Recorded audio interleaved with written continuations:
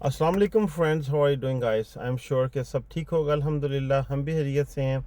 मैंने आपको ये बताना था कि यूके में आके मैंने कितने पैसे, क्या खर्चा, कहाँ पे ज़्यादा एक्सपेंसेस हैं या कितने पैसे आपको चाहिए अगर आप बाय रोड ट्रैवल कर रहे हैं यूरोप से यूके में। सबसे पहली बात है कि अगर आपके पास यूरोपियन पासपोर्ट है तो मैं पहले भी बता चुका हूँ, 20 यूरो एटा की फ़ीस है जो कि 2 साल वैलिड है। 2 दिन में आपको एटा का नंबर आ जाता है और आप 2 साल यूके में आने के अहल हो जाते हैं। दूसरी बात, अगर कोई फैमिली मेम्बर किसी भी यूरोपियन पासपोर्ट के अलावा कोई और पासपोर्ट रखता है तो उनका टूरिस्ट वीज़ा अप्लाई करें। 6 महीने का वीज़ा, टोटल 250 यूरो खर्चा आएगा, क्योंकि जो आपने फिंगरप्रिंट वाला सेंटर है वो भी विज़िट करना है और प्लस आपने उसकी फ़ीस ऑनलाइन पे करनी है। 250 यूरो ये हो गया। उसके बाद आके आपने फेरी लेनी है। अगर गाड़ी में हम 5 मेंबर हैं, गाड़ी और फेरी टोटल सारा खर्चा बंदों के सारे इकट्ठे चार्जेस आपको 360 यूरो मैंने पे किए हैं। ये थोड़े बहुत फ्लक्चुएट होते हैं। फॉर एग्जांपल, आप 1 हफ़्ता पहले, 2 हफ्ता पहले, 3 हफ्ता पहले, 1 महीना एडवांस में टिकट्स निकालें तो ये आपको सस्ती भी मिल सकती हैं। आते हुए हम आयरिश फेरीज़ पे आए हैं और जाते हुए हम पी एंड ओ फेरीज़ में जाएंगे। टाइमिंग के लिहाज से आपकी टिकट्स होती हैं। उसके बाद जो गाड़ी का रिलेटेड सबसे बड़ा खर्चा आता है वो आता है पेट्रोल का। 1.79 पाउंड पर लीटर। मैं 5-6 दिन से तकरीबन यही प्राइस है और मेरे ख्याल में कोई इतना खास फ़र्क नहीं है। एक टैंक फुल करवाएं तो जो मेरी कैलकुलेशंस हैं उसमें तकरीबन 5 यूरो तक का फ़र्क पड़ जाता है कि यूके में 5 यूरो आपको ज़्यादा देने पड़ेंगे जर्मनी की निस्बत, क्योंकि जर्मनी में इस वक्त जून के बाद से 2.18 तक पर लीटर उन्होंने रेट कर दिया हुआ है। खाने पीने की हम बात करें, घूमने फिरने की, तो तकरीबन सेम खर्चे हैं। मैकडोनल्ड हमने यूज़ किया 1-2 दफ़ा, किसी पाकिस्तानी रेस्टोरेंट पे गए हैं तो वही चार्जेस हैं जो आप यूरोप में पे करते हैं। पब्लिक ट्रांसपोर्ट की बात करें तो मुझे बहुत पसंद आया इनका system.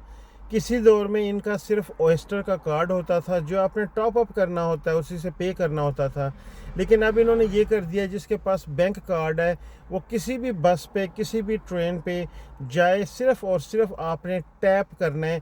Local bus 1 euro 70 Saint आपसे एक ट्रैवल का काटती है और जो सेंट्रल लंदन की ट्रैवल है वो थोड़ी एक्सपेंसिव है। फॉर एग्जांपल, अगर दिन हम सेंटर सारा घूम के आए हैं तो घर आने तक मैंने 14 पाउंड पर पर्सन पे किए हैं। उसके अलावा सबसे जो ज़रूरी चीज़ है वो पार्किंग की है। मैं इस वक्त अभी भी एक पार्किंग में खड़ा हूँ।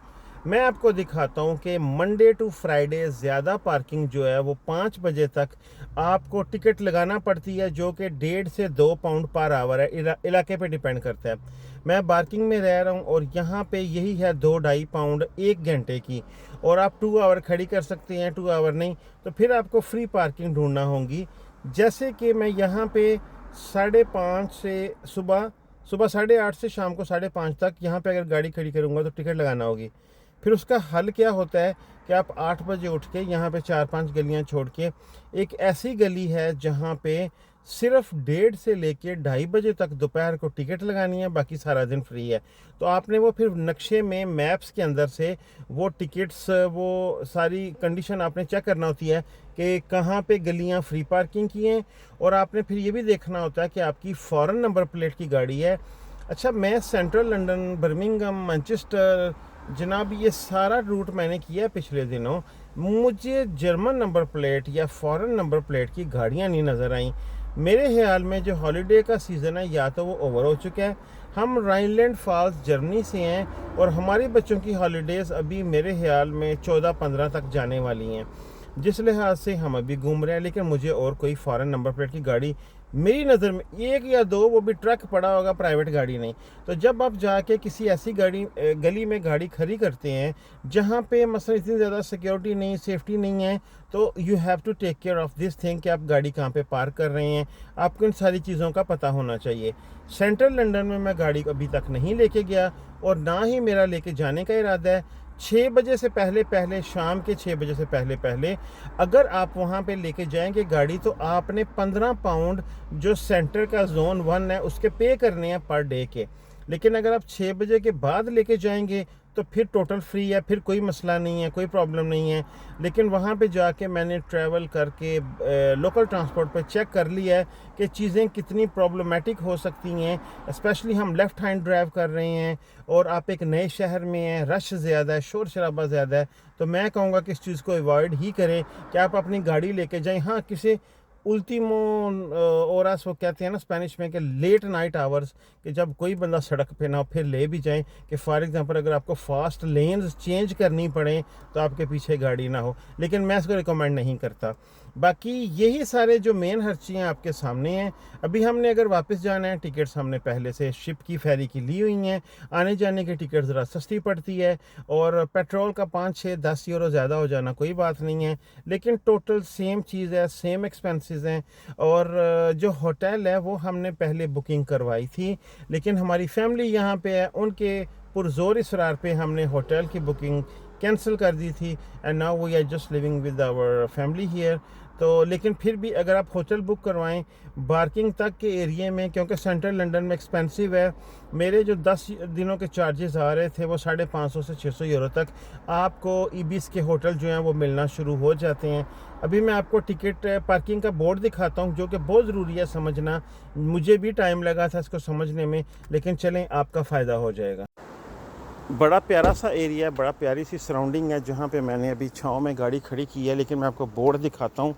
1-2 दिन में मैं मूव करता रहता हूँ गाड़ी। आप ये देखें, इसके ऊपर लिखा हुआ है मंडे टू फ्राइडे 8:30 से 5:30 बजे तक आप यहाँ पे गाड़ी खड़ी नहीं कर सकते, और अगर टिकट लगा के भी करेंगे तो मैक्सिमम स्टे 4 आवर, और 4 आवर के बाद फिर आपने वापस नहीं आना। ये भी एक ज़रूरी चीज़ है। तो ये सारी चीज़ें आपने जहन में रखनी है जब आप यहाँ पे आएँ। बाकी कोई इतनी ख़ास बात नहीं है, कोई इतना डिफरेंस नहीं है। बस ये है कि यहाँ पे हमारी गाड़ियों का स्टीयरिंग इस साइड पे है और यूके की गाड़ियों का स्टीयरिंग दूसरी तरफ है। वहाँ पे हम गाड़ियाँ जो हैं वो रोड के राइट हैंड साइड पे चलाते हैं, और यहाँ पे हम लेफ़्ट हैंड साइड पे चला रहे हैं। बस ये फ़र्क है। बाकी ठीक है, दुआ में याद रखिएगा। मिलूँगा मैं आपको इंशाल्लाह किसी अगली वीडियो में with more details. Take care of you all. Allah हाफ़िज़।